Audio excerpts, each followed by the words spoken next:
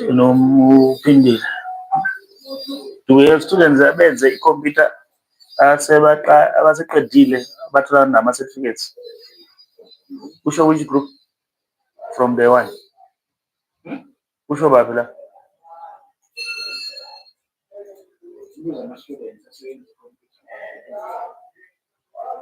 Oh.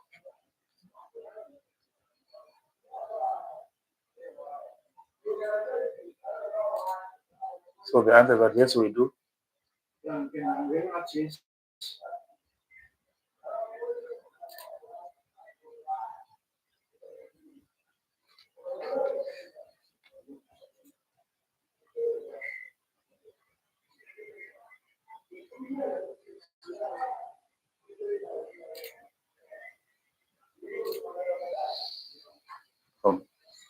Oh. Hii live yako na leo.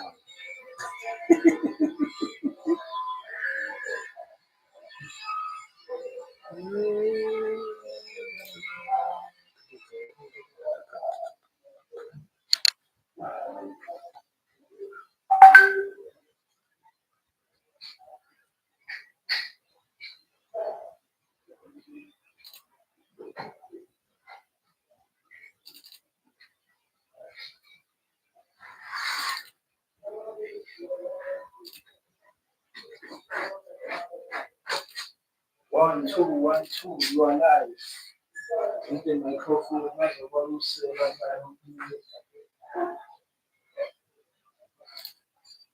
Right, good people. Right now, Pet Corner. Today we are actually live. We are actually live using this app called what's that? YouTube, right? With YouTube here, I can be able to see that there are 17 people who are already participating here, but I can hardly be able to look into your faces so bad. It was quite fine. It was quite fine when you were here. And I could see it. Okay, no problem. We are going to start as quick as 1 o'clock as usual. So right now we'll just wait and warm up those who are coming in. And just check out. I'm just gonna be checking out your results and show them here how people have performed in terms of assignment number 1, assignment number 2, and see what was happening. But generally, the performance is powerful. People have shown really that they can do this thing, right? Let me also share the idea about situation where somebody decides to say he or she wants to do our courses other than this one that we are doing right now. So feel free to register for other courses that we do have. And what I have agreed with most of our team members is that they said if people are going to register from this team that we have, there must be some kind of a way of giving these people some kind of what do you call it, discount. And I actually said it's a good idea. We need to have those ways where people are given discounts. So if you are a member of this group and you feel that you would want to register, please feel free and register. When you register, ask them to actually give you some kind of a discount. They will definitely work out something for you. Of course, if you haven't asked, we wouldn't know. They wouldn't know that discounts are needed at some point. So please feel free to do that. Right, I am here on the course content. I thought I would project it, but it will be difficult for me to project because it does show people's names, so it won't be fine. It won't be fine at all. All right. So basically, I will not project it. It's 12:57. I'm just gonna grab a glass of water. At 1 o'clock, we start today's lesson. Good people.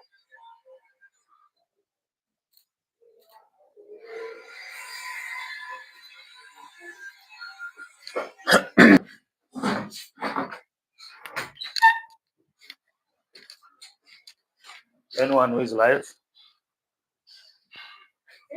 are you live? Move. One in the wood, Bueno, special. If group, the winning, where is the winning order?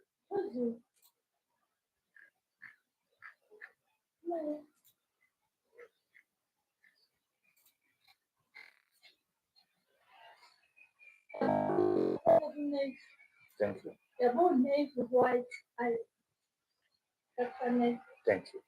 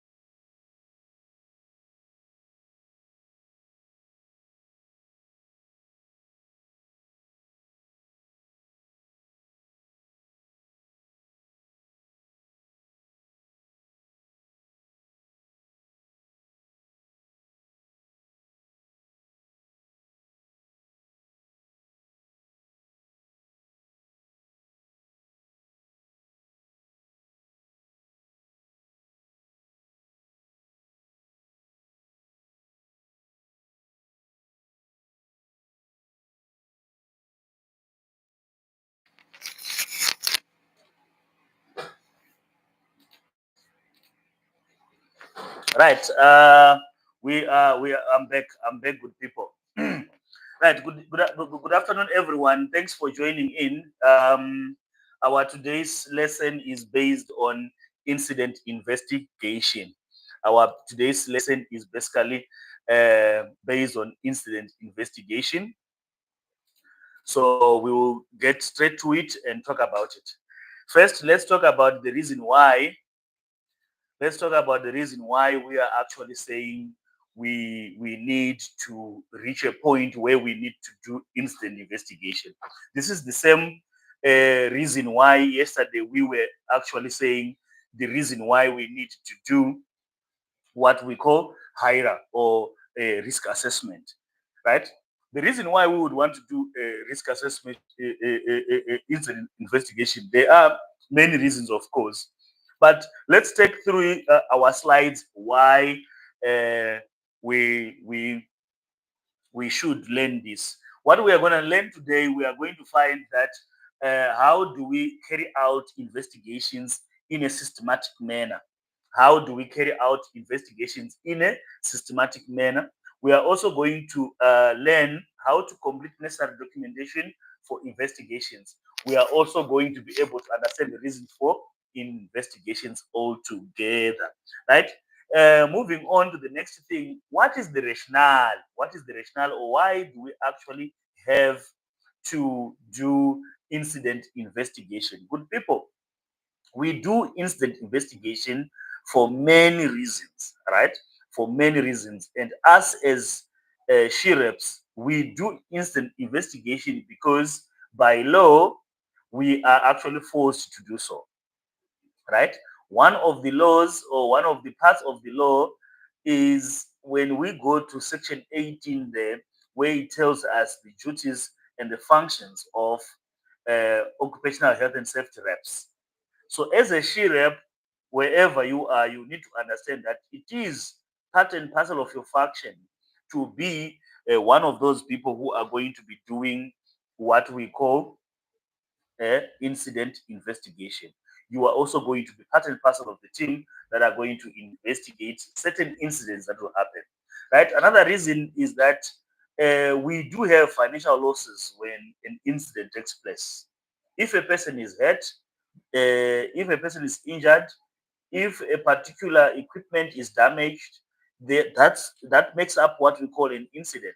And every incident attracts some kind of financial loss. So people get to lose money, people get to use time. We also do incident investigation because we are fighting it not to happen again. So we are preventing recurrence, right?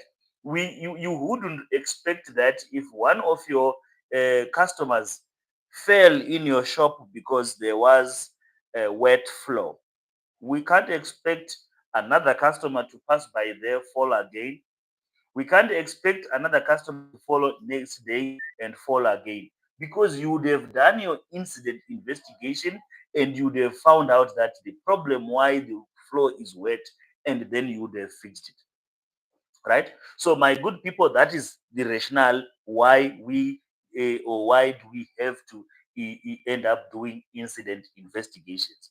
Another, of course, reason is we want to find out to what extent our property has been broken, to what extent has our property been damaged. So you need to get that out of the way. Another thing, of course, when we do instant investigation, we are checking environmental damage and etc. Of course, I started with legislation where I said that we are forced to actually do instant investigation because of the Act. Occupational Health and Safety Act, it does instruct us on Section 8, it does instruct us on Section 18, it also does instruct us from Section 24, where it gives us a list of incidents that needs to be reported. And for us to be able to report properly, we need to have done proper investigations, right? So, for those who have just joined us, ladies and gentlemen, you are all welcome. We are discussing the rationale or the reasons why we should be performing incident investigation. and we have just discussed a few here.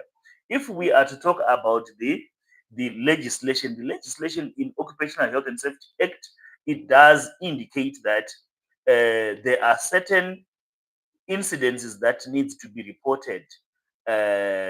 Just to give a summary, if there is death or if there is likelihood that somebody is going to die, if there is unconsciousness, if there's loss of limb or parts of that, or there is permanent or physical damage to a particular person and so on, or if a person is going to be sick for more than 14 days, or if a person is unable to continue to actually work continuously. So that is when we'll then actually bring in this idea where we need to do incident investigation. Okay, moving on, we do have a different incident, and on our first day when we met, we did define, or we did try to make some kind of difference between an incident and an accident, and we did agree that if it is an incident, we are talking about an unplanned event that results in maybe two or more hazards meeting, and it might actually be unfavorable in most cases. It is undesired in most cases. So that becomes an incident. And then we then said incident is an occurrence of that particular undesired event, right?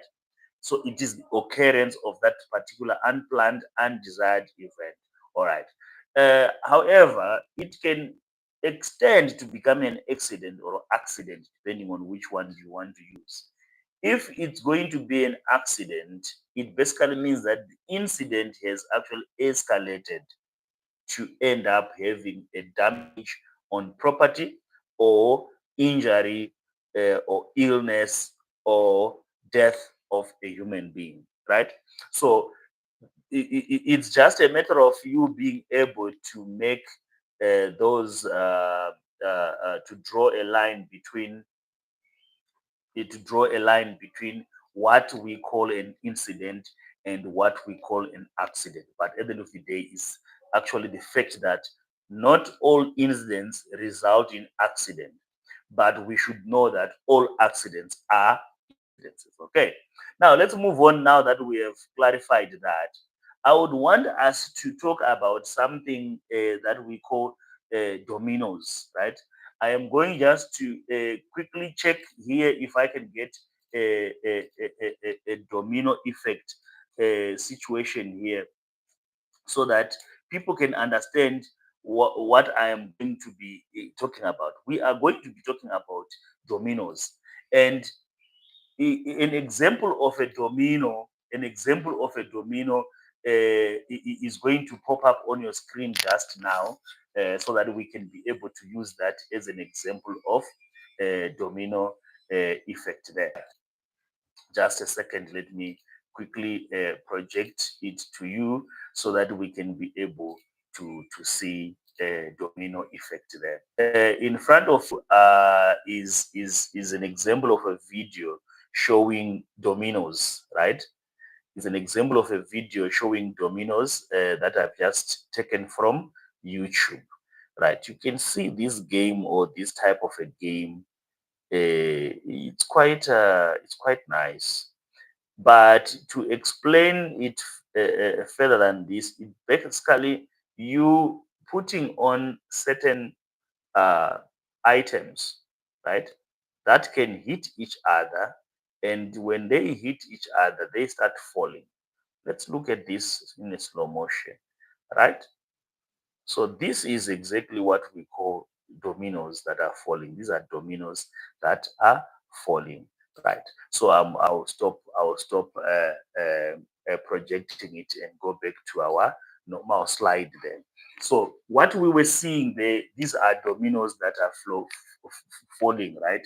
And when we refer to dominoes falling, we can then take an idea from these dominoes and bring it to real life situation. When we are in real life situations, we can argue and say For something to take place, it goes through phases, right? And phase one is the reason, or is the first domino that is going to push the next domino for it to fall. And once this has happened, the effect becomes continuous, right? So I would want to bring this to people there to say, but when we get problems in our lives, right? When we get problems in our lives, we tend to start attacking the problem, or start trying to solve the problem without taking our time to go back and find out what could be the cause. I was telling students in the morning that most of the times when you have headache, or when you are going through a phase where you have got headache, we don't usually look for the causes of this headache. Instead, we would want to fight the headache, right? Which is fair, because that will be the pain, so you want to fight the pain. But the reality is that you need to go back and find out what could have caused that particular pain. Even when we are faced with problems at homes, at work, or wherever, we tend to quickly look into the problem as the end result. And we don't want to look at the beginning to say, where did the problem start from? Right? I also explained at some point, I said, look, if we to check performance of a person on final examination, it is reflected by your performance from day one when you entered that particular course. Hence, if you are going to fail, your teacher or your instructor need to be able to see you earlier. Now, let's bring this whole idea, or this analogy that I've just used, back to our issue of today. Because remember, today we are talking about this element where we said it's instant investigation. When an incident has taken place, there are a lot of people who are interested here, whom we call stakeholders. And each stakeholder here has got a particular or a set of interest in that particular incident. For instance, if a house burns down, right? We are the people in the who uses the house. We would want to know, why did it burn down, how did it burn down, and what was the causes to that. We would also have people like insurance coming in to investigate how, why, and all those questions. We would also have probably the police also coming to investigate. We would also have the fire department also coming to investigate. So a small thing or a big thing might happen at your company, and several people or several departments might want to come in and check why and how a particular situation happened. So today, good people, we are talking about incident, and we are saying, when an incident takes place, what should you look at first? So there are many methods that you can use when you are investigating. There is the other one that is called fishbone technique. There is also the other one that is called five whys technique. There is this one that we are going to talk about, Tina, which is called domino effect. We are going to talk about what? Domino effect. So I'm going to project our window back and go and talk about domino number one. Domino number one, right? So when we go to domino number one, we would want to see what exactly is domino. Right. Let me first explain what a domino effect or a domino is a thing say. We are saying that when an incident takes place, it actually moves in a model, or it moves in such a way that it is in bits and pieces. Let's look at the first domino. The first domino that you should look at is that there is lack. That's the first effect, right? The first effect is the right. So if there is lack of management control, then we are bound to have issues here. We are bound to have issues here. So safety is like management. Safety is actually managed, right? So managed. What is management? Management, you need to do planning, you need to do organizing, you need to do your coordinating, you need to do controlling, right? So not doing all these things, then your performance is gonna go down, right? Now, when an incident takes place, I'm gonna give you where we are going to talk about somebody who was working at heights. Somebody who was working at heights and then falls from that place where he's working, and boom, he's on the floor.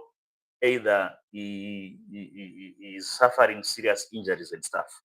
Okay, that's the picture that I wanted to paint on you. This person's incident with what exactly happened. All right. So using the domino effect, basically now we are going to make it a point that we first have to focus the issue of lack of management control. Because when there is no health and safety management system in place, then the health and safety management system should be in place. And if we go to the Act does stipulate straight away in Section 7 that companies, once you have got 4, 5, 6 employees or more, you definitely need to what to put in what we call health and safety policy. So you are not going to be able to continue without a policy that is practiced for the sake of running occupational health and safety. If the excuse me, if the company does not have standards and procedures to manage the system, we are also going to be in trouble, right? If the company does not have ways where it can actually find ways of compliance, are we complying with these standard and procedures? The problem. If there are no any other way where we are regularly evaluating general occupational health and safety performance, then we are going to be having a problem. So, all in all, what is my argument here when we're using domino number one? We are saying that most of the times when we say incident has taken place, we tend to focus on the incident that this person has fallen from fourth floor and has landed down here and his leg is broken. We do not go back and ask ourselves, but why and how did he fall? One of the reasons would be lack of management control. It means management did not put proper safety control measures to make sure that this particular incident does not occur. All right. Let's move there and check uh, what could be on domino effect number two, right? Domino effect number two. So we proceed there. On domino effect number two, we are expecting to talk about basic causes. Now that we have established that these these individuals, right? Once we have established that these individuals that are involved in this incident, right? I think I should actually not read these comments because they are actually uh, taking my attention here. All right, I'll just hide them and just look at participants who are in. Okay, moving on. Domino number two or domino effect number two. It basically means that we are saying the first uh, block has hit the second block, and the second block has broken down, right?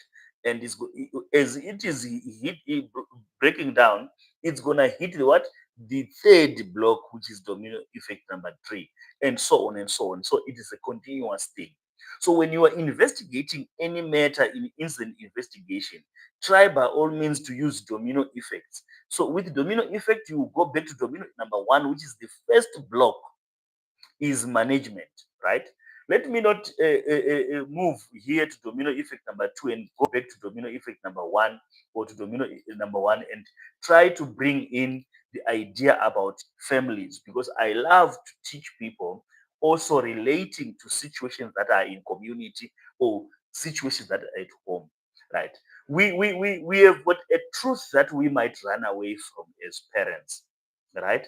Or as human beings, that we are always a result of what parents are doing to the kids. You get it? So if a kid is going to be wild, if a kid is going to be out of the line, if a kid is going to be good, if a kid is going to prosper in life and become somebody, there is a huge number of things that are so attributable to the parents themselves. It's a truth that we might run away from, but that's exactly how it is. So, in most cases, we tend to start focusing on blaming the kid alone. We forget that we should blame the kid together with the parents as well, because they do have effects on that, because that's the domino effect. It basically means it starts from the parent and then it hits the kid, and it will hit the kids and you to continue like that. Hence it's called domino effect. So moving on to the next domino, we are going to talk about domino number 2, which talks about the basic causes, right? Now the basic causes of an incident are divided into what? Into two, right? They are divided into two. So we do have one side, these are personal factors, right? Personal factors are personal because that we are referring to the fact that uh, they they they are focused on the human being himself, right? They are focused on the human being themselves there, who are actually the ones who are involved in the particular incident, right? So there is the personal effect, and then there's a job factor.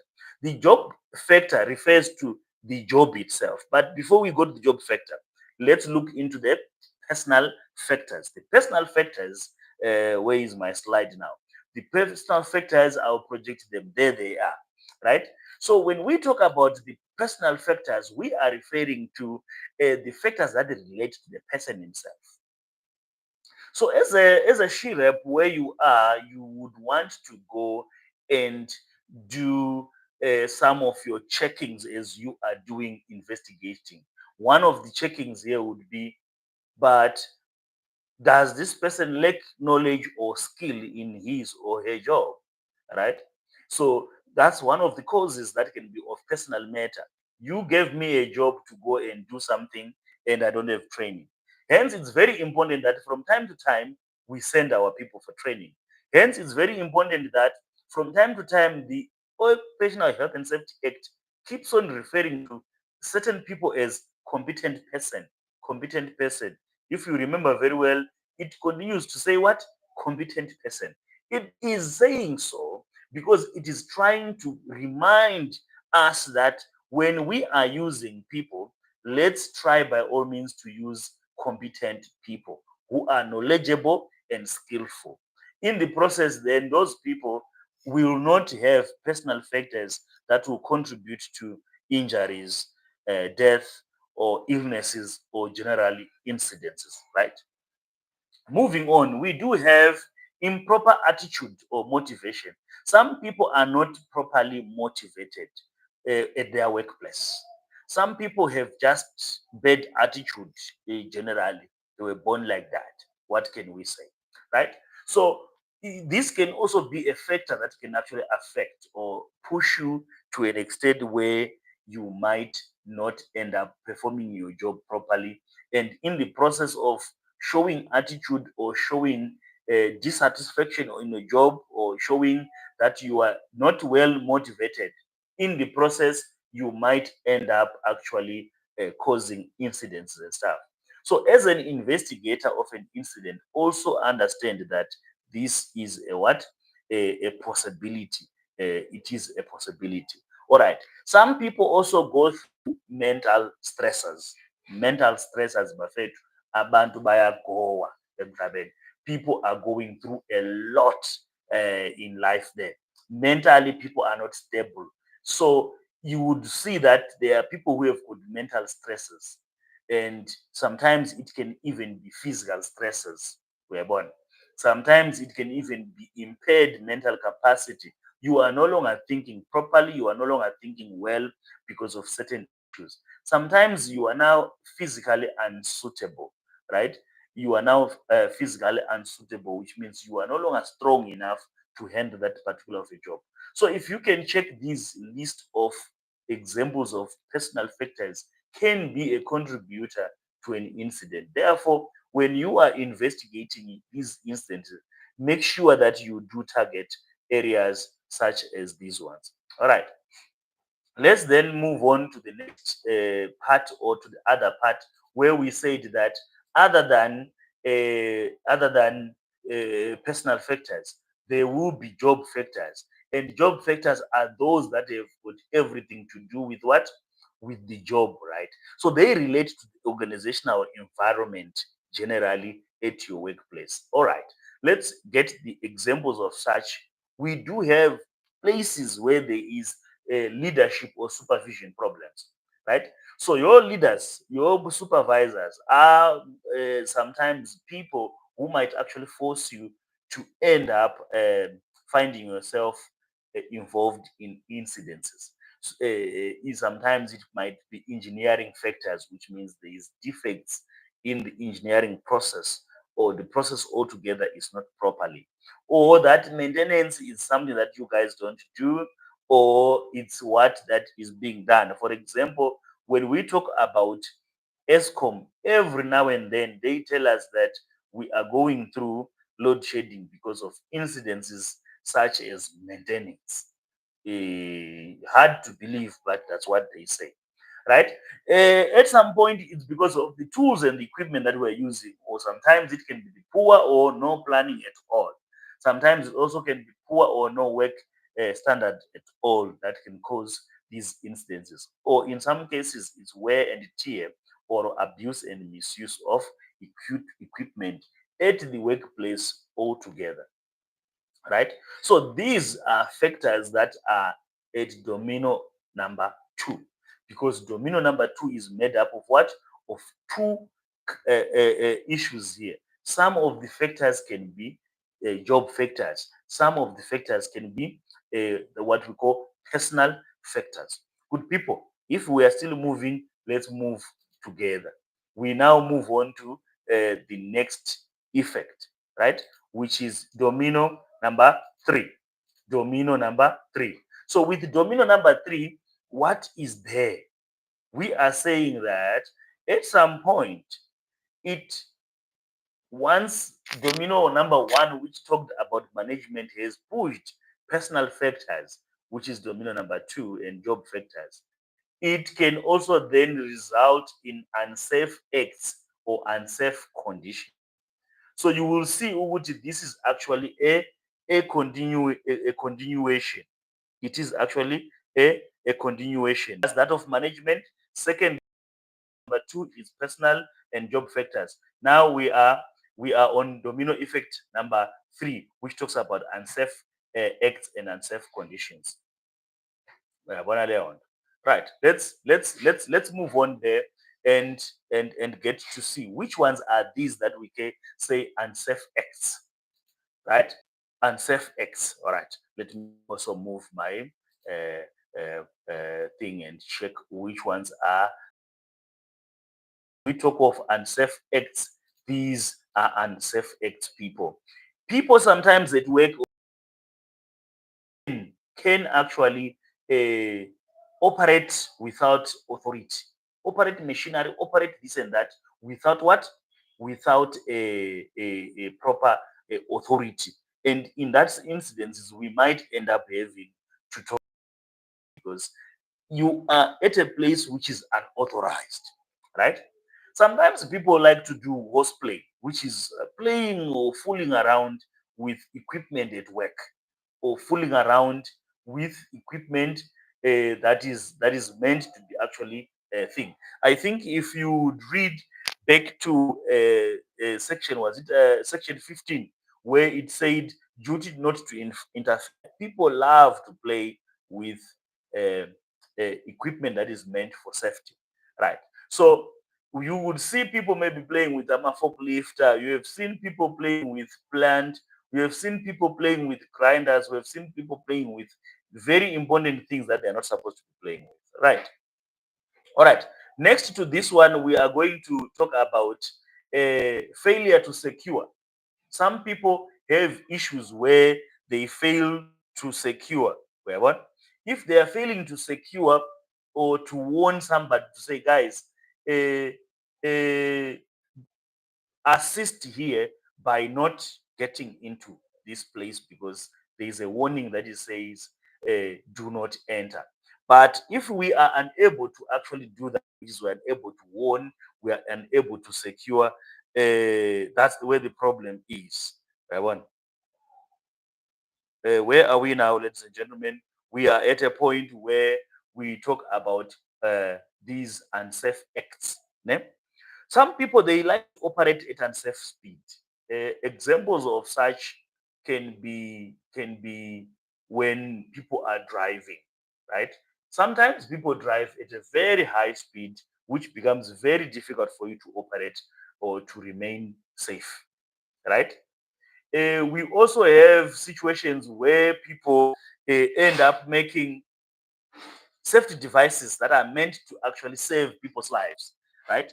They actually make them very easy, uneasy or difficult. And sometimes at work, you are using defective equipment. So on domino effect number 3, we are talking about acts that can actually be logs, be just a second.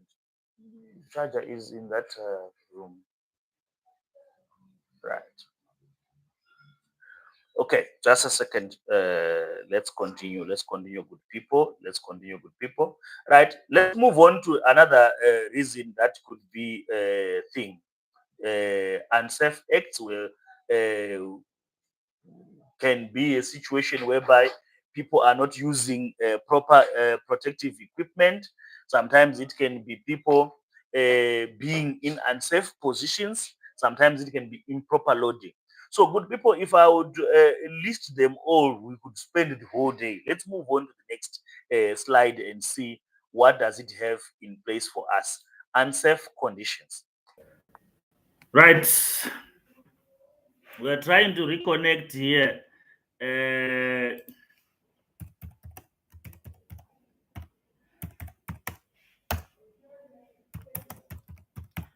right, I'm back. Like I'm back with a bang.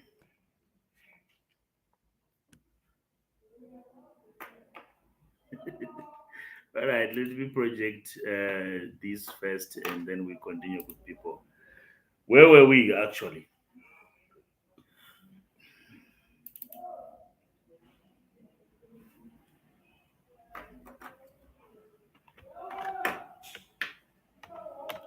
All right, let's wind up. Let's wind up this part so that we can quickly get over it. We were on domino effects where we were talking about factors that are actually related to what?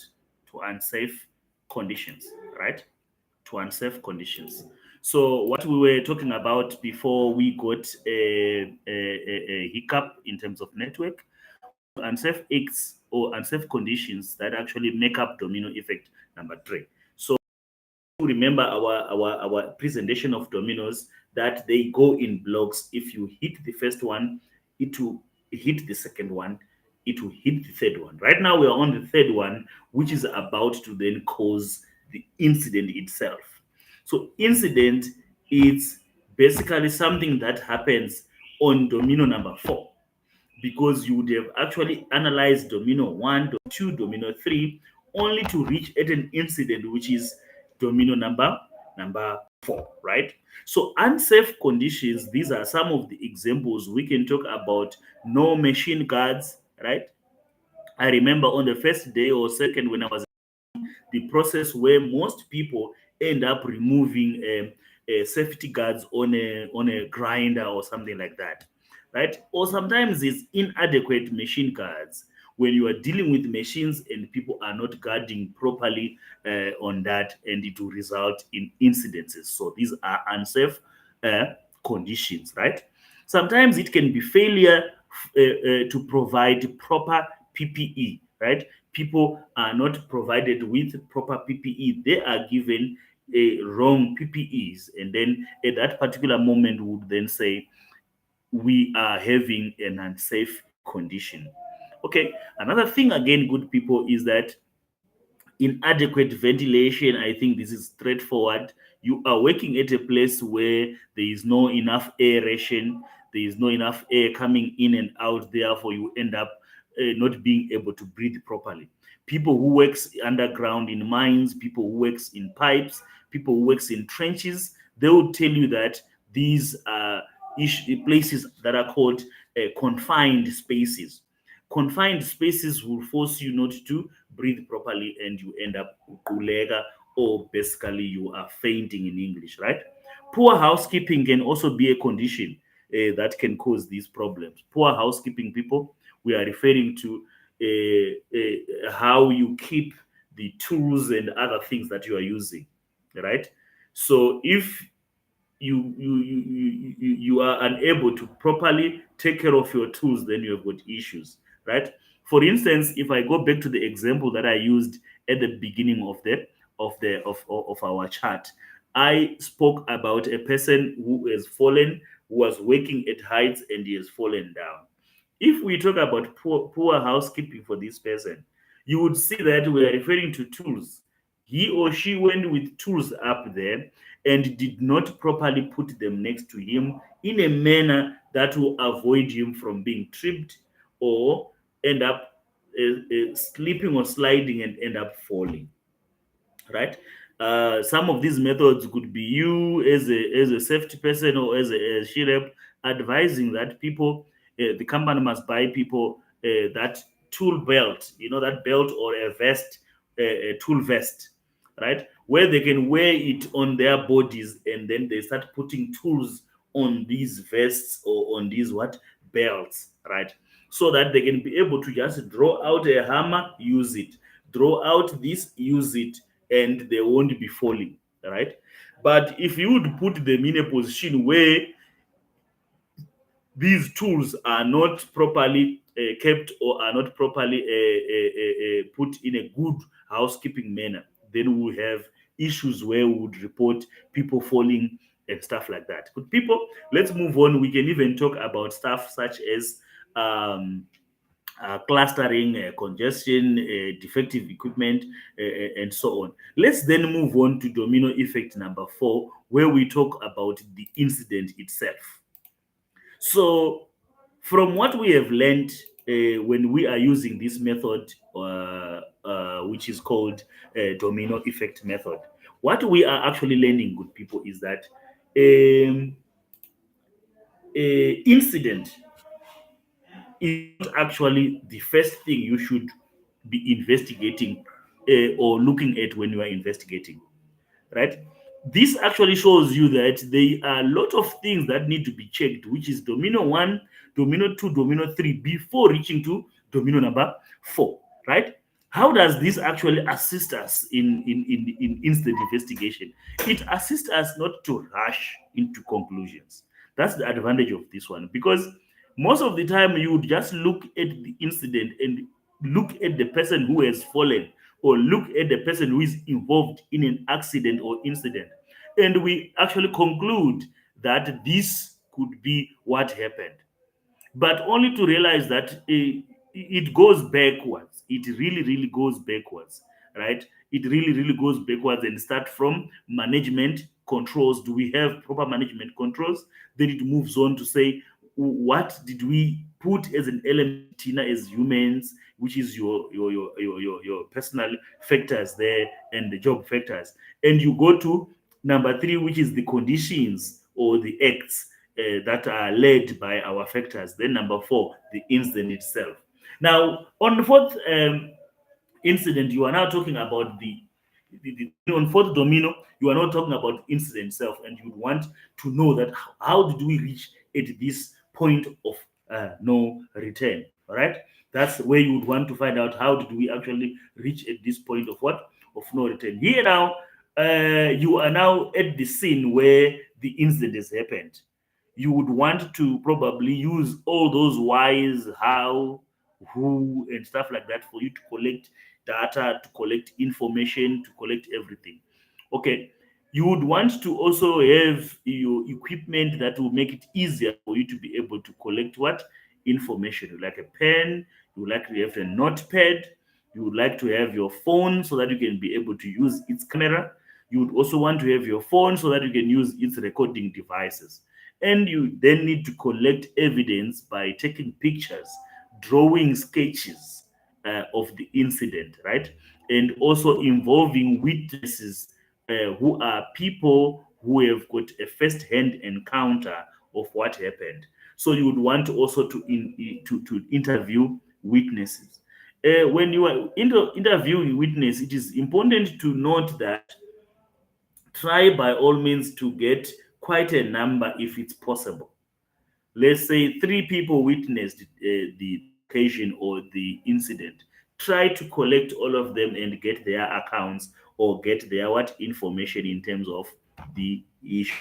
We are doing so that we can have both versions and all the versions.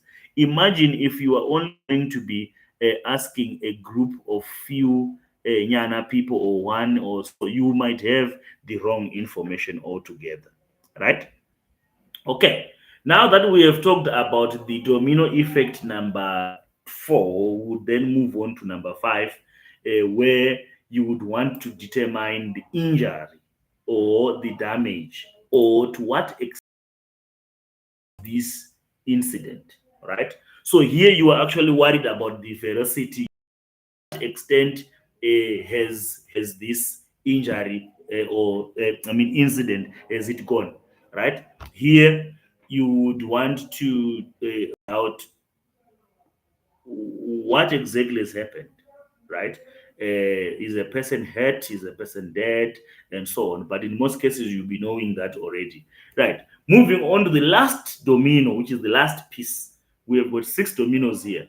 So the last piece now talks about your cost, right? This one talks about what? It talks about the cost, right? So you would want to sit down now and find out what are the costs that are relating to this incident that has just taken place, right? So to wind it up, my good people, to wind it up, since we are doing SHIREP, we wouldn't go for more or other methods. This is a good method that SHIREPs can be able to use when they are doing incident investigation. It is called domino effect. So if my teaching today did not explain it properly, when you get a chance, just Google it. Just Google it on your phone there or on wherever, and just find out what does it relate, even if it's not in the issue of safety. It can also be used in risk management. It can also be used in other operations management and stuff. So, in a nutshell, good people, we're talking about incident investigation, which is a very important tool for you, SHIREPs, because we use information that we get from incident investigation, we take it back to uh, HIRA, right? Whatever you have found in incident investigation can also be a very important input when it comes to what we need when we are performing this thing that you call HIRA, which we spoke about yesterday, which is risk assessment. So if you are performing risk assessment, at some point you might want to get information that is from incident investigations, because people who have investigated something, from all these dominoes, you realize that we came up with a lot of information. This information we are getting can be very important when you are doing risk assessment altogether, right? It also feeds into the act, because the act does need us to be able to inform or to have a duty to inform. Therefore, let's inform our employees. Ladies and gentlemen, I should say this comes to the end of our training, our 4-day training, right? SHIREP course is usually a 1-day training, But because we are only meeting for an hour, so it ended up being a 4 day training, right? Some people attended face to face, some people attended online as you are doing. Some people were used with Google. Today, we decided to say, let's bring it live on a YouTube studio so that you can also get used to say, you are going to be meeting us here, right? Good people, since you are now subscribers of this channel, every lunchtime, every day, there is going to be some kind of a presentation that comes in through this channel. So always stay tuned and also share it with other people so that they can know that there is a channel that is dedicated by Lusatech Training Academy to teach people whether you are registered or not registered. What you just need to do, make sure you subscribe to the channel so that you can always get more info about it. Right. Let me now start answering questions. So, what you can do wherever you are, you can start asking questions by typing them there. I'm gonna start with the question Ega Muzi Wetu. Right. It says, "Good day. Just one question. We have three assignment or assessments to do and one final assessment tomorrow. Am I correct?" And of course, 4-2 is answering and say, "I think so." And that's correct. Yes, you are correct there. You have already covered, not till I'm coming to you. We have already covered, assignment one on day one, assignment two on day two, assignment three on day three. Today, there is no any assignment altogether. It's the final that is starting tomorrow. At midnight, today at 12 o'clock midnight, the test is going to open. So if you are up at night, you can start doing it, or you can wait and do it in the morning, or you can do it in the afternoon, or you can do it in the evening until also 12 o'clock midnight the next day. So it's open for 24 hours. However, you can do it three times. You have got three chances like any other assessment. We have not changed that, right? It has got 40 questions, which is still multiple choice questions. So it's not that difficult, my good people. I hope you are answered. Then there is a question from Notile who says, "Will we graduate?" When it comes to graduation, Buffet, I should first define what graduation is, right?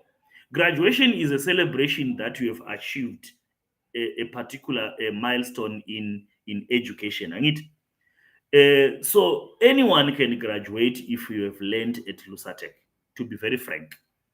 Anybody who has learned at Lusatech, if you have attended a course at Lusatech and you have passed it, you are allowed to graduate. So when we advertise that our students, here is the date for graduation, and these are the conditions for graduation, feel free to be part and parcel of that graduation. Number one. Number two, I should also explain that graduations are not a compulsory at Lusatech.